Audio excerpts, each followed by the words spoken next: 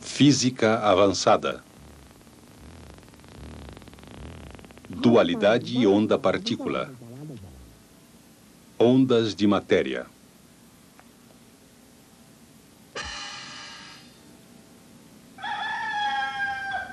O que exatamente é a luz? Atualmente, os cientistas precisam de dois modelos para explicar a luz e outras formas de radiação eletromagnética: ondas e partículas. Modelamos emissões de rádio por ondas porque elas claramente demonstram características de onda, como interferência. Mas a radiação gama apresenta poucas características de onda. Fótons gama isolados podem ser detectados com um contador Geiger.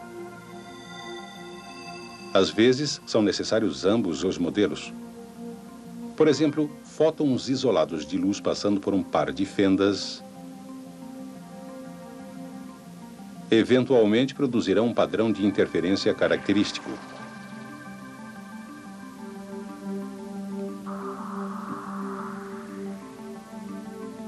Mas qual é o percurso de cada fóton isolado?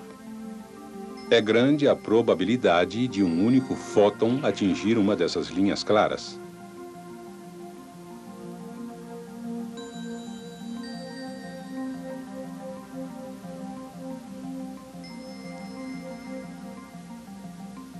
Para realmente calcular o formato desse padrão de probabilidade,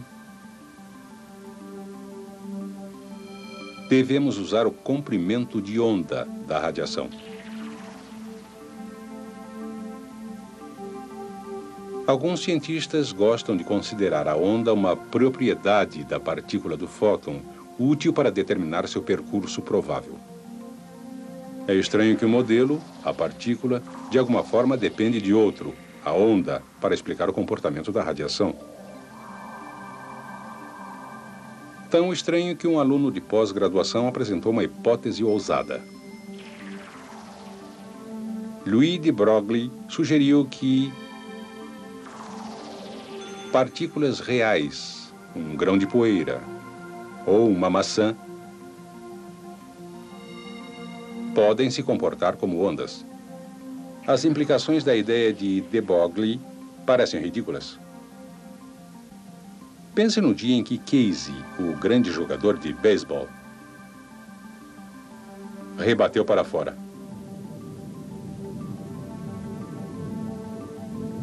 Mas será que Casey rebateu mesmo para fora? Ou foi de Broglie? Partículas reais, mesmo quando muito pequenas, às vezes colidem. Se o bastão e a bola forem semelhantes a partículas, serão capazes de se ligar. Mas ondas podem passar diretamente uma pela outra. Se a bola e o bastão forem semelhantes a ondas, também poderão ser capazes de passar diretamente um pelo outro. Mas então foi realmente uma falha de Casey? Bem, de Broglie desenvolveu uma equação que ligou o comprimento de onda de uma partícula à sua massa e à velocidade.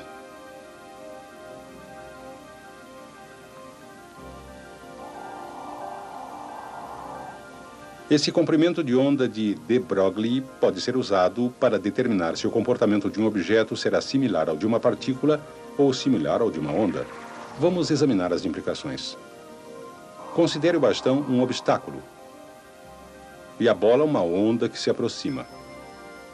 Experiências com ondas mostram que se o comprimento de onda for muito maior que o obstáculo, as ondas são difratadas facilmente ao seu redor. Nossa bola de onda se deflete ao redor do bastão e continua sem alteração. Mas, se o comprimento de onda for muito menor que o obstáculo, ocorre menos difração e aparece uma região de sombra atrás do obstáculo. Nossa bola de onda não consegue defletir ao redor do bastão. Então, o comprimento de onda de Broglie é o de uma bola grande ou pequena. Pequeno. Tão pequeno que a bola não pode sofrer difração ao redor do bastão se estiver dirigida diretamente para ele.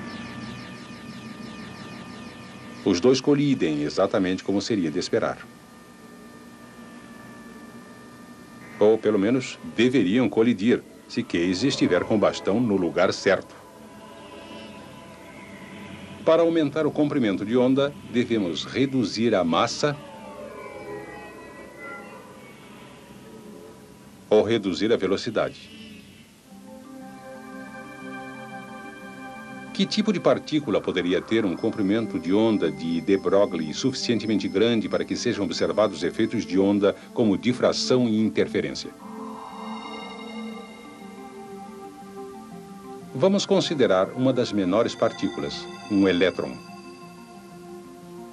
Quanto poderia ser seu comprimento de onda de de Broglie se sua massa for 9,1 vezes 10 a menos 34 kg?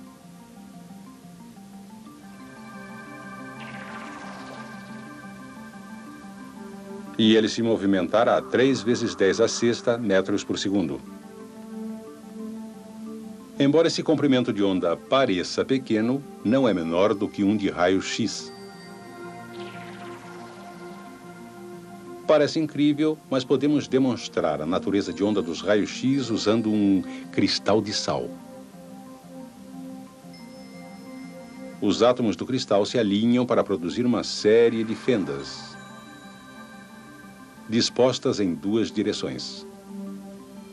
Os raios-x que passam através do cristal de sal produzem este padrão de interferência. Elétrons poderiam mostrar uma prova de natureza de onda de alguma maneira? A resposta é sim. Partículas de elétrons que passam através de um cristal produzem um padrão de interferência muito similar. Um elétron é uma partícula de matéria, porém tem características de onda, assim como o fóton também tem.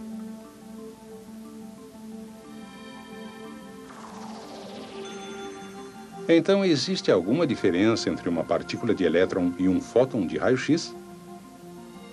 Existem diversas diferenças importantes. Uma das mais óbvias é a velocidade. Para ter um comprimento de onda de de Broglie similar ao de um fóton de raio-x, o elétron deve se mover cerca de 3,6 vezes a sexta metros por segundo. Por outro lado, no vácuo, a velocidade de um fóton de raio-x é quase 100 vezes maior. 3 vezes 10 à oitava metros por segundo.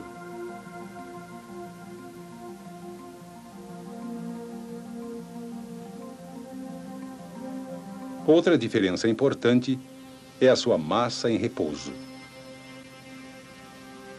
O elétron tem uma massa em repouso de 9,1 vezes 10 a menos 31 kg.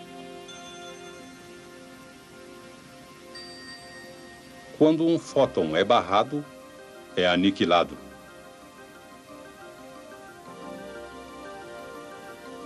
A luz é como uma partícula, mas não é uma partícula. Embora de Broglie tenha demonstrado que as partículas e as ondas são relacionadas, quando passamos para a radiação eletromagnética, os modelos continuam sendo só isso: modelos. Sabemos que a luz é como uma partícula e que a luz é como uma onda.